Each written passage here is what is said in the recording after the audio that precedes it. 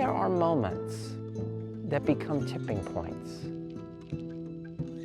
But once in a while, you see it happening live, like you're watching a movie.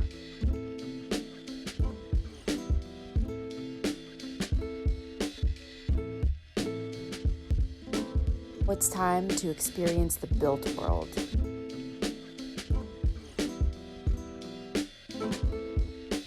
%40 of carbon emissions are attributed to commercial buildings and construction waste. And I think for the first time, the incentives of the city, the building owners, the people that live in these cities are aligned. In the future, in our lifetimes, buildings should be able to generate energy and contribute even a positive outcome. Smart city supports a population of people that have diverse and evolving needs, as we are far more global than ever. How smart a city is measured by how well connected people are with the pulse of the world that's spinning around it.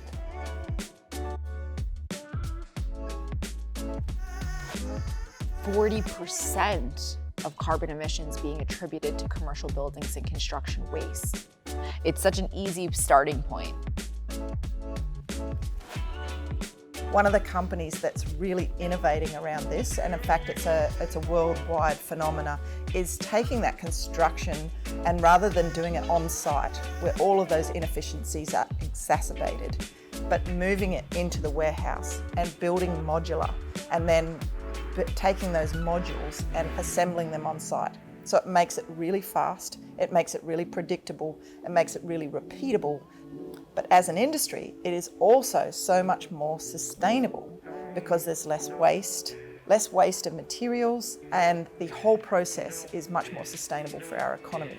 80% of the buildings that we need in 50 years' time are already built. So this is not about new construction. This is about repurposing real estate. It's about reimagining real estate. It's about doing more with less. And that, of course, is highly sustainable.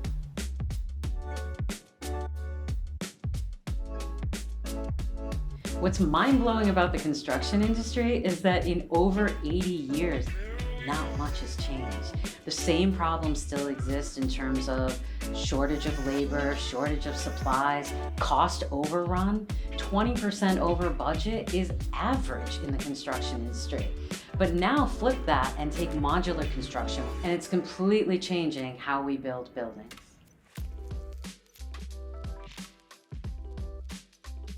FullStack Modular was founded to be a turnkey solution for building multifamily housing in places like New York. We're actually building buildings in pieces and parts in Brooklyn. There we go.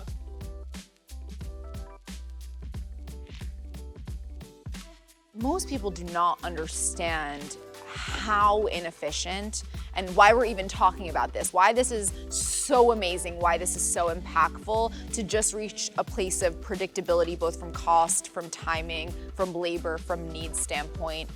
Everything you do, building computers, manufacturing cars, pretty much anything you use gets manufactured, and that industry takes advantage of the economies of process. In the construction industry, we basically build like they built during the Gilded Age, when apprentices that learned how to do a craft from their masters and then they followed them, which is wonderful because it creates great craftsmen. The problem is if you try to get all those craftsmen into a building and have them all work together, it doesn't work very efficiently. In a factory, you have the opportunity to take all of the tasks and organize them in the most organized fashion you can to increase the predictability, increase the quality, and that changes the whole dynamic of creating the built environment.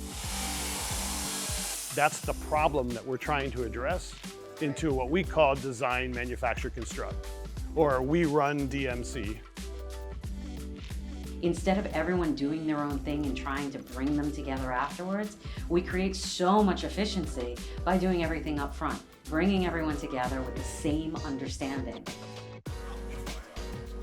The tool of technology is a wonderful help in the process, but the process fundamentally needs to change. If you're building a multifamily building, there's a whole lot that's got to be the same. Stairwells within 75 feet of any space. All bedrooms have to have a window. Generally, you want a bathroom. And so what manufacturing pushes you to do, wanting as much repetition as possible so that the building meets the needs of the market, meets the needs of the developer, but doesn't have unneeded complexity. We can build between 5,000 and 7,000 square feet of a building a week. You can stack it, just like Legos, on site in a day, what we build in a week. I believe this is the future. Most people who are not from the construction industry that look at a big building and say, wow, the organization, the technology, the efficiency, the science, the math that goes into building that structure, like those people are amazing, whoever built that, right? And it is true. And they are. And they are. But we can do so much better, and I think that's the key. You are a problem solver, you hate waste. What are you doing during COVID times?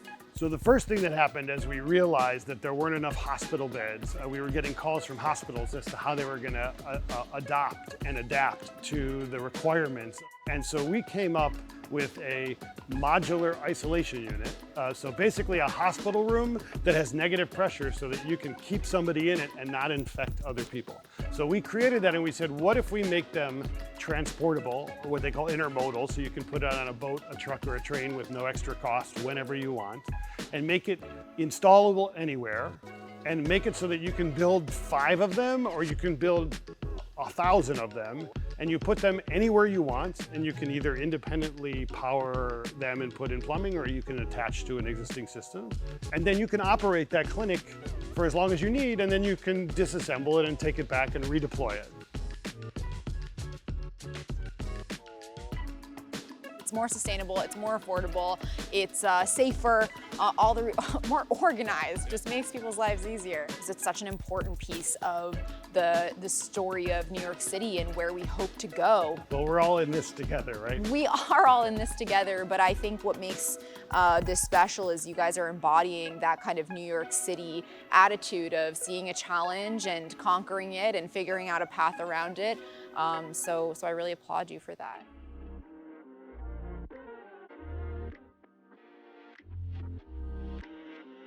Hi, my name is Aleksey Lukyanov-Cherny. I'm one of the partners at SITU.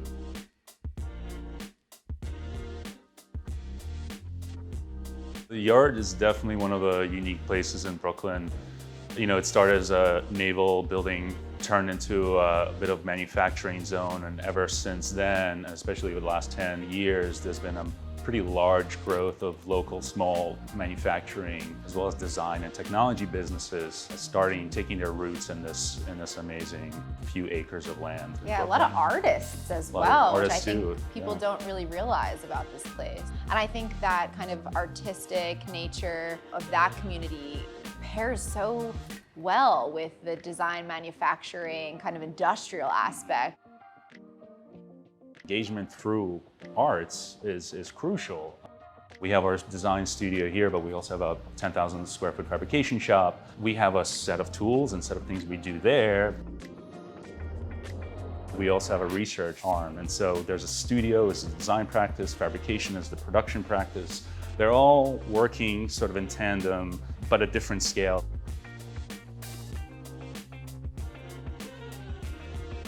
Part of our practice, as opposed to a typical design architecture practice, is to branch out across other sectors. In the research department, we're working with lawyers and human rights activists and engineers and earth science folks, and us trying to kind of tap into all those other relevant spheres that create ultimately our environment, our built, livable environment. It's not just about building buildings, it's our society and everything else around it. Workplace has been our bread and butter for the last couple of years, but all of those projects, or a lot of those, have went on hold to rethink what is the future of office, what is a safe office. What do we need for the sake of design? What do we need for the sake of infrastructure to make our spaces healthy and safe and dynamic? Not just healthy and safe, but really a value add for people to show up physically in person. That's right. You can't replace this exchange of energy and ideas and sharing. We could try through Zoom, but it's never quite the same. Zoom fatigue is real. There's a kind of one thread of of our design thinking, and I would say through the start of the practice, has been creating flexible systems for create dynamic programming, or in other words, what happens in those spaces throughout, whether it's a day, a week, year, etc. And so the idea is you come in, there's a space, and just like this office could be an example, it's an office in the morning, it's a party in the evening. What do you need to do to create that flexibility? And so you have a lot of mobile components, plug-in furniture on casters, systems that kind of work with the flexibility in mind. Flexibility is achieved by enabling the users of the space. It's not really about like what we as architects can really come up with and the engineers can execute. It's really about what the people can do to change their surroundings. We're in early conversations with a few spaces of education, a few performance spaces, about this kind of infrastructure-light approach to the city. Can we start thinking more nimble on our feet and think about these more distributed, lightweight, publicly accessible infrastructures, whether they're pavilions, libraries, storefronts, right? How do we adapt and reuse these spaces? Well, this mirrors just cultural evolution of people. We are more flexible with our lives. There's a lot of potential for not just good things to come out of this time, but really great things to come out of this time. Us pivoting from designing offices or working in the arts world prior to that, to working with doctors and building medical equipment is something I did not foresee. The whole city is really this blank canvas for reinvention right now.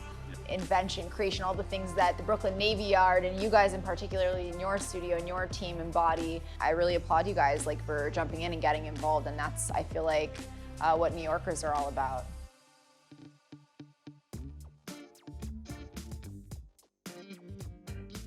New York City is very forward-thinking when it comes to energy efficiency, and they are committed to being completely carbon neutral by 2050, which means that they have a whole of city view around their energy profile. It means they're thinking about microgrids, it means they're thinking about eco-districts, it means they're really thinking about how they adopt renewables. So Brooklyn SolarWorks was started myself and two other partners. We were all living in Brooklyn at the time, and there just wasn't any solar in Brooklyn, or New York City really. New York City, not surprisingly, is very complicated in terms of permitting and fire code requirements and that kind of thing. And when you do that, that erodes the amount of space you can use for solar panels. The way you get around that is by raising the solar panels up in the air so that the fire department can go underneath.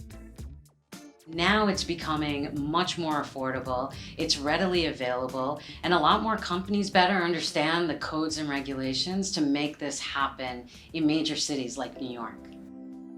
There's always been a very big knock on solar that it kind of looks ugly. There's an aesthetics issue and a concern, and so we wanted to hit that head on and build a product that we thought would make it look really awesome, and people would really want it. And it's great at solar, it's great at producing electricity, but we also want people to actually crave the product. I mean, we were just super excited to think about the potential of solar in New York City because as TR is saying, that wasn't a thing, right? Especially in the residential market.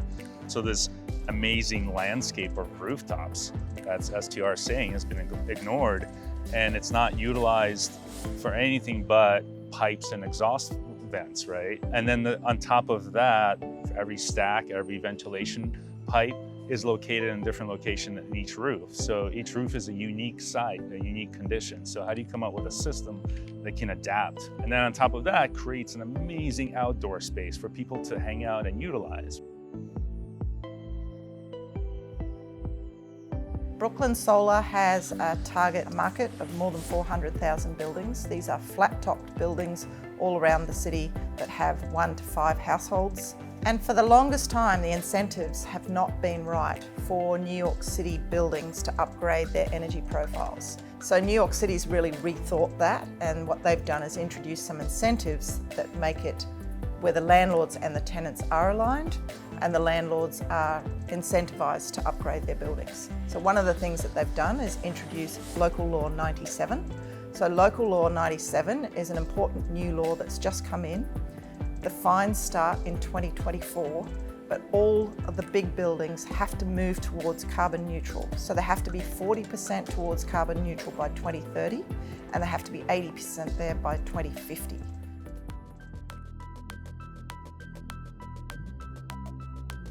If you could look out into the future and hope to see flourishing industry of energy efficiency and conservation and being smarter as human beings, what would you hope to see? There's a general move to electrification for buildings. There's millions of gigawatts that are hitting the earth. You know, every day you're getting a lot of power that's just being wasted. That's what's really exciting about right now, is that we know it's now possible and like commercially available.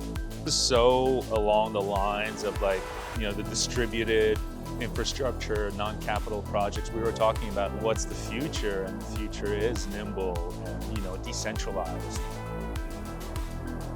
There's a lot of things we could be doing with our time right now. I think making sure that we're moving the world in a positive direction is like really critical. We just got to take care of the planet that we're on, and kind of have a long way to go on that.